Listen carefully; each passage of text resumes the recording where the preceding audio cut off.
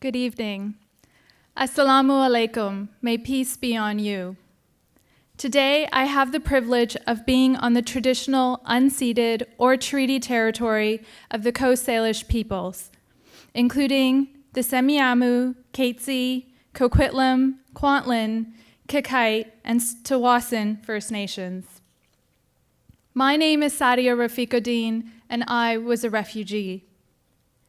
I want to tell you today about two women who were forcibly removed from their homes and the essential lessons their life experiences taught me about who we are as a country. 5 years ago, I met the Innu elder, First Nations elder, Elizabeth Panashaway, during a conference in Labrador. Elizabeth spoke of her annual 250-kilometer spiritual expedition over 3 weeks to her birthplace in Labrador's Mealy Mountains. As a journalist and documentarian, I sensed an incredible opportunity and privilege to witness and preserve the story of her journey for future generations, if it was one she was willing to share.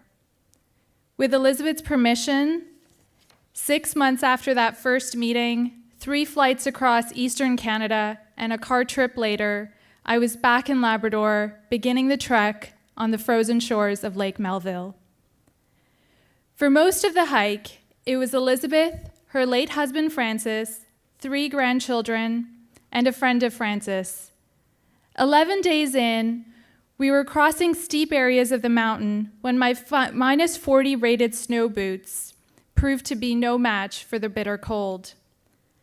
Elizabeth gave me an extra pair of moccasins to protect my feet from frostbite, but the grip on the moccasins had worn out, so I kept slipping from the weight of the toboggan behind me.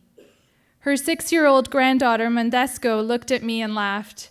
"This isn't hard, I do it every year." To make matters more difficult, Elizabeth seemed distant that day, and I sensed intuitively that something wasn't right.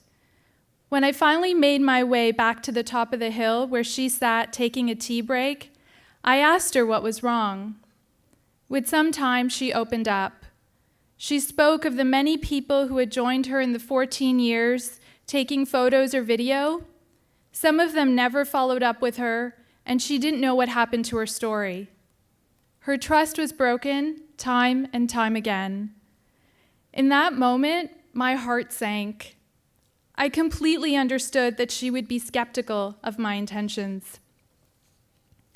I responded to her with, "Elizabeth, I am so sorry that this has happened to you, and it shouldn't have. But I can promise you I am Sadia, and I will not do that. I will share with you the photos I take." She took her time. A few moments later, she stood up, held her hand out for me to stand, gave me a hug, and said, "I trust you." Together, we snowshoed through the rugged landscape, camping each night in the traditional Innu way of life. We slept in the same tent, hunted, fished, ate porcupine, cooked caribou, chopped trees, and put up the canvas tent together.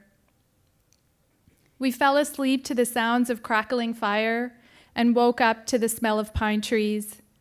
We told stories of our cultures, taught each other our languages, Urdu and Inueman, and shared deep and profound moments. I also found out I'm allergic to caribou hide. For most of that journey, I simply listened to Elizabeth's experience being taken off the land, the Innu people's connectedness and respect for the animals, the earth, and water. I came to appreciate the emotional toll of being forcibly removed from their homeland in the mountains to grow up in a setting that felt foreign, and the long-term intergenerational trauma of feeling like a foreigner had on her entire family. On my last day, Elizabeth teared up as she wrapped her red scarf around my neck and said that it would keep me safe as I traveled by skidoo through the dark mountains. I followed the stars along the way as tears streamed down my face. I wasn't ready to go back. Elizabeth had become like a grandmother to me, so much so that I call her Nugum, the Innu word for grandmother. While waiting at the airport, I called a friend and said, if every person in this country had done what I just did, we would have a completely different conversation about Indigenous peoples in Canada. We would see their resilience, their resolve, and their wisdom. During this journey, I was surprised to discover the parallels of my own parents' experience. I felt raw and cracked open. It reminded me of the August day in 1990 when they arrived in Canada as refugees. I was 5 years old, and they were escaping religious persecution in Pakistan. Over the course of the next 26 years, they struggled to belong in a foreign country. Some things worked out, the greatest being the birth of my brother Salahuddin and my sister Asma. Other factors didn't work out, no matter how much they tried. My mom, Sadia Rahim, her 2 degrees, a Bachelor of Arts and a Bachelor of Education from Pakistan, didn't get more than high school equivalency. Affordable housing was hard to secure. They started and failed many businesses and struggled to adjust to the harsh winter. My mom became a single parent, earned a diploma, started a home daycare business, and to make ends meet, she sewed oven mitts for 10 cents a piece by night. For many years, putting food on the table or making the month's rent was her greatest achievement. Through sheer willpower and hard work, she put her 3 kids through university. Today, she will tell you that her greatest achievement is that all of us have grown up to become public servants. She is here today, and I'm so proud to be her daughter. In the weeks and months following the journey with Elizabeth, I came to realize the importance of having a sense of home and community, and how integral it is for fundamental human well-being. In particular, I reflected on what it means for the well-being of a foreigner or refugee whose sense of home has been destroyed from trauma and displacement. Though I understood this on an intellectual level, seeing the pain of exclusionary policies on a family like Elizabeth's or my own is another thing altogether. On one hand, I am proud that Canada has made strides to create a sense of safety for refugees like myself and my family whose sense of home has been violated. On the other hand, the journey with Elizabeth revealed to me the extent to which Indigenous peoples have had and continue to have their sense of home violated.